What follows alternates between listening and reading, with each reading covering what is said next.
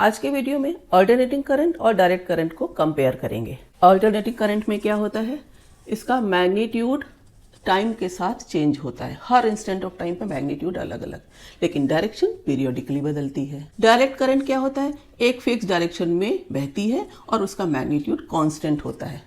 Graphically इसे कैसे show किया जाएगा, तो डायरेक्ट करंट में टाइम के संग देखो जितना भी मैग्नीट्यूड है वो कांस्टेंट है, एक स्ट्रेट लाइन है। अल्टरनेटिंग करंट में ये चलन में है, साइनोसॉइडल कर्व है, तो साइनोसॉइडल कर्व की साइकिल रिपीट होती है। कोई जरूरी नहीं है कि साइनोसॉइडल वेरिएशन ही हो, स्क्वायर वेव भी हो सकती है, ट्रायंगुलर शेप भी होता है, कोई भी पैटर्न लगातार रिपीट हो। यहाँ पर साइनोसॉइडल वेरिएशन दिखाया है। अब ये एसी का ग्राफ हो गया, इसमें positive half cycle, negative half cycle दिखाई गई। ये एक कंप्लीट साइकिल है। किससे किससे मिलती है ये करंट्स, तो पावर प्लांट्स, एसी जनरेटर से अल्टरनेटिंग करंट मिलती है और DC current cell, battery, solar cells वगैरह से मिलती है। फ्रीक्वेंसी क्या होती है, अब डीसी में कोई पैटर्न तो नहीं बन रहा, कोई कुछ भी रिपीट नहीं हो रहा, फिक्स मैग्नीट्यूड फिक्स डायरेक्शन में चल रही है, तो फ्रीक्वेंसी जीरो होगी। क्यों जीरो होगी, क्योंकि फ्रीक्वेंसी क्या होता है, नंबर ऑफ साइकिल्स पर सेकेंड।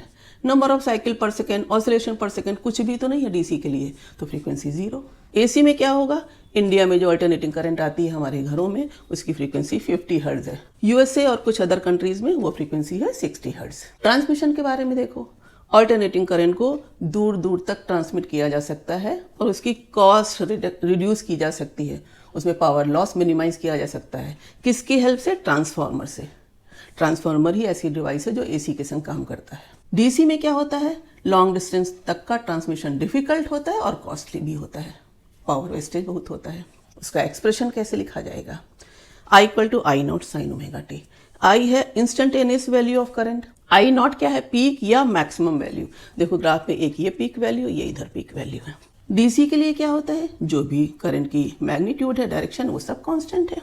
अल्टरनेटिंग करंट में आधी साइकिल के लिए, यानी 0 से T/2 टाइम पीरियड है आधा, उतने टाइम के लिए एवरेज वैल्यू ऑफ करंट क्या आएगी, वो आती है 2I0/π।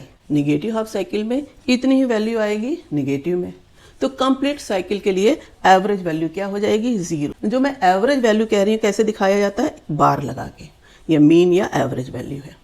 ये आधे हाफ साइकिल के लिए, ये कंप्लीट साइकिल के लिए। एसी को पढ़ा कैसे जाता है, रूट मीन स्क्वायर वैल्यू से। किसके बराबर होती है, I0/√2, यानी पीक वैल्यू अपॉन √2।